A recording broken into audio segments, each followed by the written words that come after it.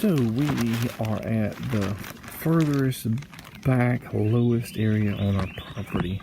This isn't Wetlands Zone 1, but this is like 2 or 3. I don't remember what we classified this area as.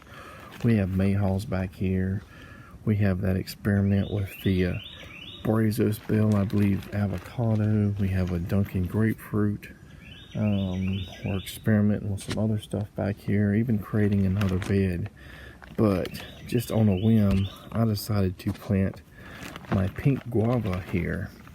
And I noticed when I dug this, and I'm doing kind of like a mycorrhizal mini bed here like I've did a few times, 2 or 3 inches above the soil line, or just putting dirt, compost, a little bit of peat, you know, and magic soil, just putting a log around it, putting some leaves, and we're going to put some both pine needles, dead leaves, and some live leaves kind of on there too.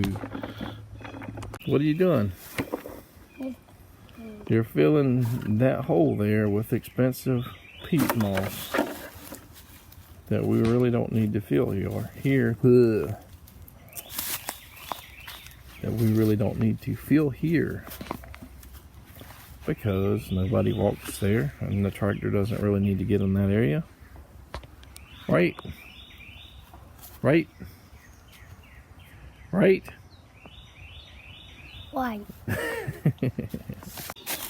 But one thing that I've noticed is that when I was digging in the ground all around, there are no earthworms, no earwigs, no insect activity at all, and it's not saturated right now. It's kind of dense.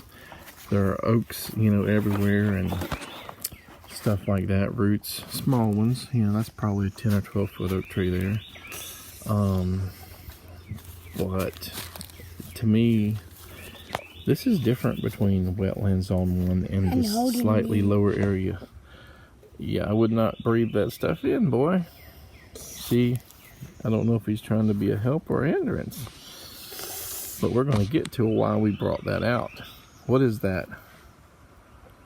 I don't know where. It's lime, garden lime. Where? Pulverized limestone, lime rock. And Wetlands Zone 1, right? Right. Has a lot of earthworm activity, but we had goats there, lots of hay, food, and it's probably not as low as this area. So there was elements, I guess, being brought in, goat pee, poop, hay, and like I said, just slightly higher ground that the earthworms and that magic soil area, which is also where we grew those giant, you know, like up to like 70 or so pound pumpkins a year or 2 back. Earthworms everywhere. No earthworms here.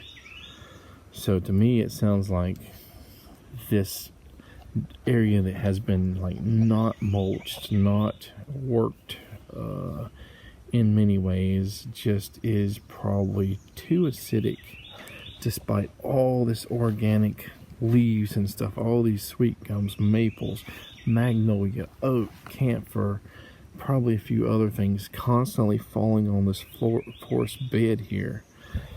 No insect activity. Before I realized that, I did put a little bit of our wood ash here, but I'm figuring it's not enough. I kind of seeded it with baby earthworms and stuff. Bless you. From our compost bed. Bless you. And I figure because it is potentially so acidic, those earthworms are just going to scatter away or die. So we need to get some garden lime put in this area so that we can have earthworms and stuff here. Even if a plant likes acidic soil, you know, I think it's going to always be more healthy if you have earthworms and insects in the soil, you know, aerating it, eating, you know, that organic stuff and pooping out basically, you know, fertilizer. So one-handed, I'm just going to kind of go around here, and in the ideal situation I would have just mixed a little bit in the soil. this definitely has me realizing that I probably need to lime all of the beds, every year here, at least once a year, maybe a few times, to try to bring those earthworms in here. Alright, we got some green leaves here from, I forget, one of them invasive trees I had cut down. So just kind of go around the base there and kind of mulch it.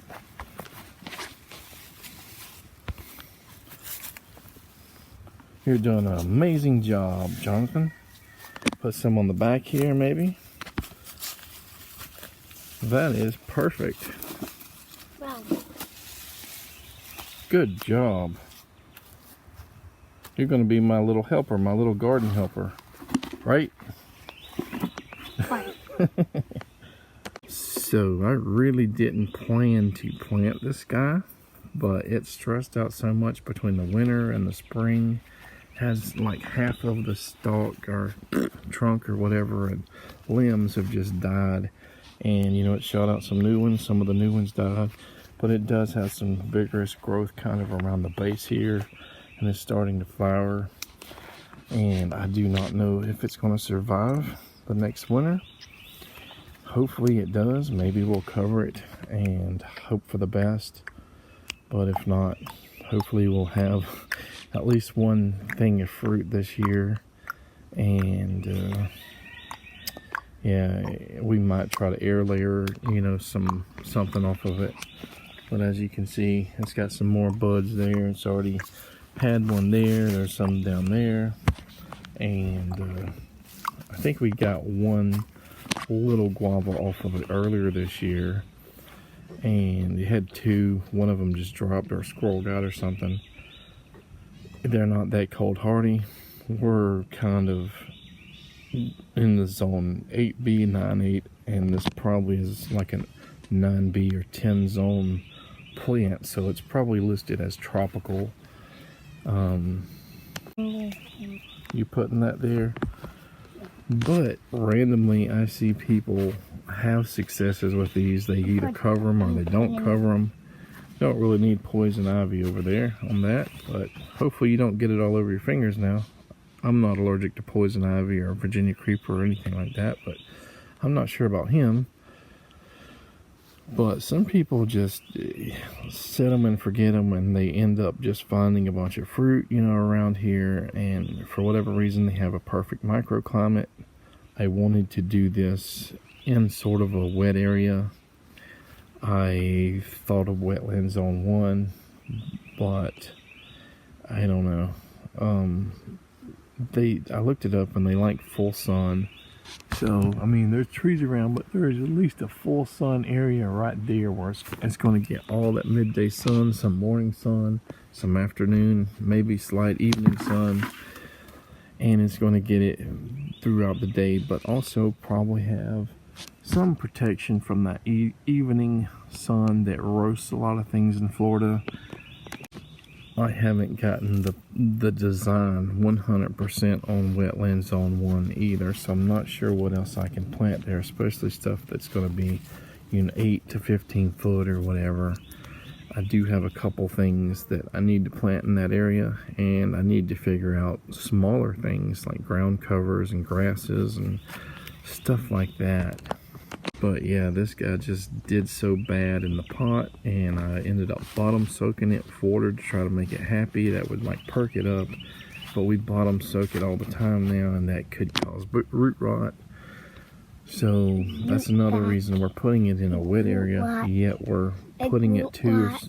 What? I said big root rot. We're putting it a few inches above the soil line and kind of creating this mycorrhizal bed around it, so it'll have hopefully moist roots all the time, but it can also hopefully get out of that water, at least with part of its root system. And yeah, I mean, I don't have a whole lot of hope that it's going to survive and thrive, but it is what it is.